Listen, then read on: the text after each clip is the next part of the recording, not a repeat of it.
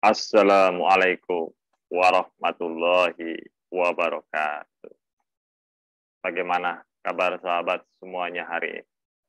Harapan saya, sahabat semuanya dalam keadaan sehat walafiat dan senantiasa bersemangat selalu dalam pantauan dan lindungan daripada Allah Subhanahu wa Ta'ala.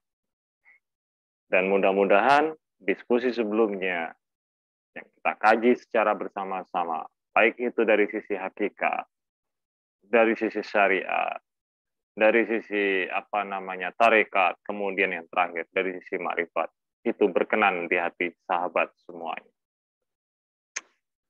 Sahabat, Rabbi sahri sadari wa yassir li amri wahlul 'uqdatam min lisani yafqahul qawli.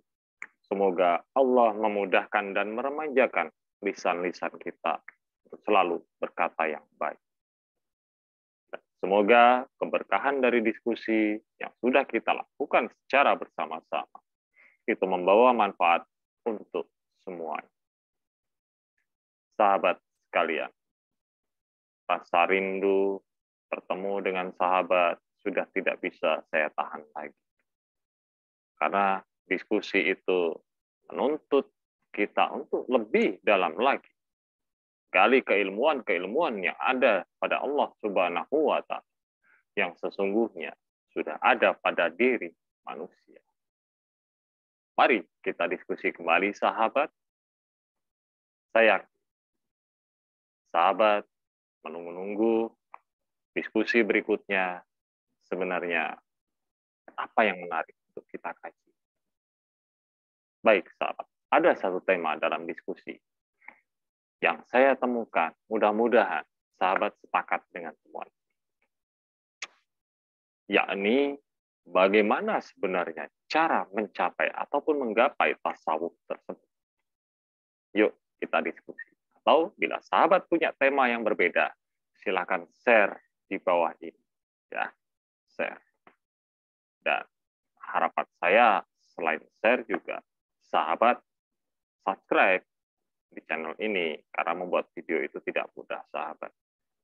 Mudah-mudahan amal baik sahabat semuanya merupakan realita perjalanan sahabat dalam menjalani syariat. Karena dunia ini adalah ladang amal. Yuk kita lanjutkan diskusi kita. Makna tasawuf dapat ditelusuri dan tasawuf juga bukan hanya sekedar wawasan ataupun ilmu, tetapi merupakan akhlak. Jika tasawuf itu hanyalah sebuah wawasan, maka ia dapat dicapai dengan kesungguhan, sahabat. Namun sahabat, apabila tasawuf itu sebagai ilmu, maka ia bisa dicapai dengan belajar. Sahabat sekalian, bagaimana sahabat punya pendapat? Silakan komen di bawah. Kita satukan persepsi, kita kuatkan keilmuan yang dimiliki oleh Allah Subhanahu wa Ta'ala. Sahabat, menurut temuan yang saya peroleh, tasawuf hanya dapat dicapai dengan berakhlak. Dengan akhlak Allah. Tahalluk bi akhlak Allah. Dan manusia tidak mampu menerima akhlak ketuhanannya hanya dengan wawasan dan ilmu. Nah, dalam pendapat ini, sahabat, menegaskan bahwa sumber utama moral dalam bertasawuf adalah akhlak Allah Subhanahu wa Ta'ala. Bukan rasio maupun akhlak manusia, tapi akhlak Allah Subhanahu wa Ta'ala, sahabat.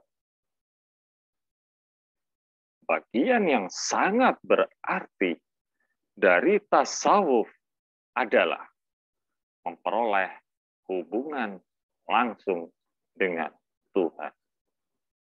Nah, dengan begitu, senantiasa tersadar berada pada kehadiran Tuhan. Seluruh sufi memiliki jalur. Salah satunya, sahabat, yang bisa mendesak seseorang kehadirat Allah hanya melalui kesakralan jiwa. Sekalipun tingkat kesakralan bermacam-macam. Dalam pendapatan, tingkatan kesakralan, jiwa itu butuh bimbingan serta pembelajaran secara psikologis. Lalu, langkah filosofis serta ibadah tasawuf dapat diformulasikan berupa pengaturan-pengaturan, tindakan psikologis, serta ketertiban sikap yang kuat. Sahabat, tingkah laku manusia yang banyak sekali dikendalikan oleh hawa nafsunya hanya berorientasi pada kesenangan duniawi. Dan itu merupakan tabir yang menahan antara manusia dengan Allah Subhanahu wa Ta'ala. Pengecualian apabila manusia menganggap dunia itu adalah ladang amal, seperti yang kita gali ketika kita mencapai maqam makrifat, maka tabir itu akan terbuka. Nah, untuk itu, sahabat, tadi sudah kita kutip bahwasanya tingkah laku kebanyakan manusia dikendalikan oleh hawa nafsunya hanya untuk berorientasi pada kesenangan duniawi, merupakan tabir yang menahan antara manusia dengan Allah Subhanahu wa Ta'ala. Untuk itu, bentuk usaha, sahabat, yang dilakukan oleh para ahli tasawuf dalam membersihkan jiwa melalui 3 tingkatan.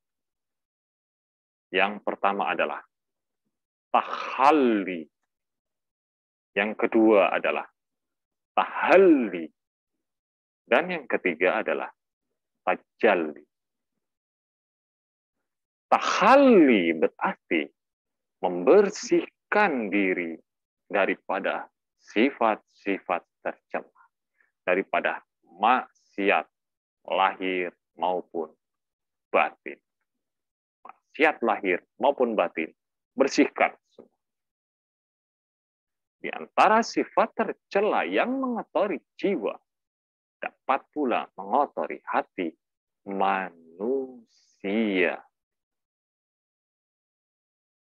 Pembicaraan tentang sikap, sahabat, maupun perilaku yang tercela ini dalam tasawuf ataupun di dalam berakhlak lebih didahulukan daripada berbicara tentang sikap atau kelakuan yang terpuji.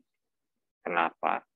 Karena ia termasuk usaha tahliyah, yaitu mengosongkan diri dari sifat-sifat tercela sambil mengisinya dengan tahliyah, yakni dengan sifat-sifat terpuji. Kedua, sahabat, tahalli adalah mensucikan atau membedakan diri dengan sifat-sifat terpuji dengan taat lahir maupun batin. Tahalli juga bisa dikatakan dengan belajar diri dengan sifat, dengan sikap, serta perbuatan yang baik. Berusaha dalam setiap gerak perilaku selalu berjalan di atas agama, kewajiban yang baik, yang bersifat kepatuhan, lahir maupun batin. Yang dimaksud ketaatan lahir adalah kewajiban yang bersifat formal, seperti melaksanakan ibadah sholat, berpuasa Ramadan, mengeluarkan zakat, melaksanakan haji, dan masih banyak yang lain. Sedangkan yang dimaksud dengan ketaatan batin adalah iman, ikhlas, dan masih banyak lagi yang lain. Tahalli yang dilakukan dengan cara menghiasi atau mengisi diri seseorang dengan sifat-sifat terpuji, dengan taat sepenuhnya, lahir dan batin. Pada tahap ini, sahabat, merupakan bagian dari pengisi jiwa yang telah dikosongkan daripada sifat-sifat tercela. Dengan kata lain, sesudah tahap pembersihan diri dari segala sifat tercela ataupun tahalli tadi dapat dilalui, kemudian dengan usaha ini harus berlanjut terus ke tahap berikutnya, yaitu tahalli untuk memperoleh sifat terpuji. Di antaranya adalah taubat, wara, zuhud, sabar, taslim, ikhlas, ridho, tawakal, syukur, dan mahabbah. Nah, pengisian jiwa setelah dikosongkan dari sifat-sifat buruk, bukan berarti jiwa harus dikosongkan lebih dahulu, kemudian baru diisi, sahabat.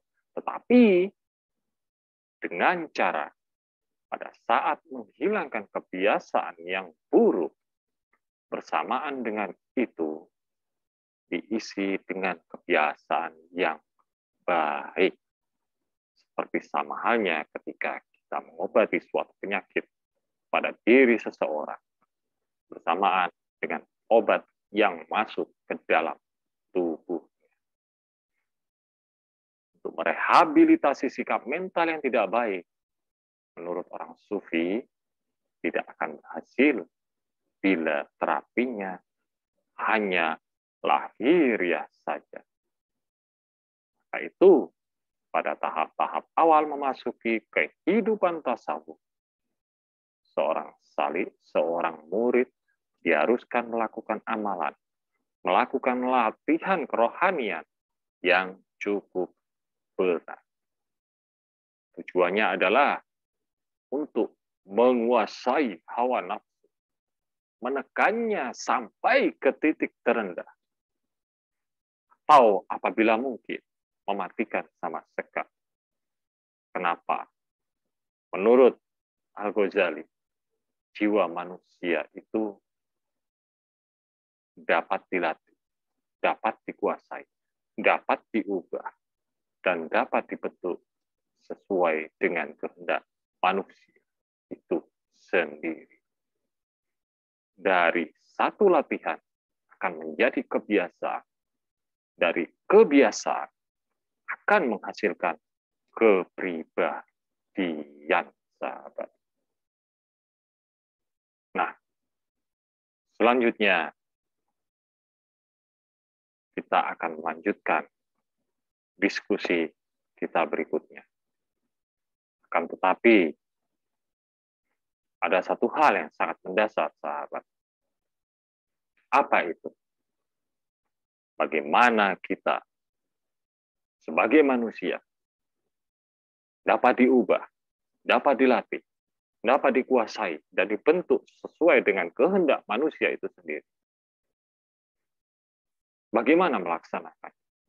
Tentunya perbuatan yang baik, yang sangat penting, diisikan kepada jiwa kita, jiwa manusia, dan dibiasakan pada perbuatan agar menjadi manusia paripurna maupun insan kamil. Kenapa? Karena perbuatan baik itu adalah nilai-nilai ketasawufan ataupun makom tasawuf. Tahap terakhir kita belum bisa lanjutkan. Nanti videonya kepanjangan, diskusi menjadi bosan, dan akhirnya bukan berkembang keilmuan, tetapi tertidur, sahabat semuanya. Nah, karena memang ketenangan jiwa, kejujuran hati, merenungnya batin, membuat kita menjadi sehat walafiat. Kita lanjutkan diskusi berikutnya. Harapan saya, sahabat tetap berikan saya semangat. Berikan saya subscribe yang banyak. Share yang banyak. Agar memunculkan keberkahan daripada diskusi tentang tasawuf ini. Buang semua yang negatif. Ambil sisi-sisi positifnya. Kita lanjutkan diskusi yang akan datang. Mudah-mudahan dapat bertemu kembali dalam keadaan sehat walafiat, dan billahi taufiq wal hidayah. Wassalamualaikum warahmatullahi wabarakatuh.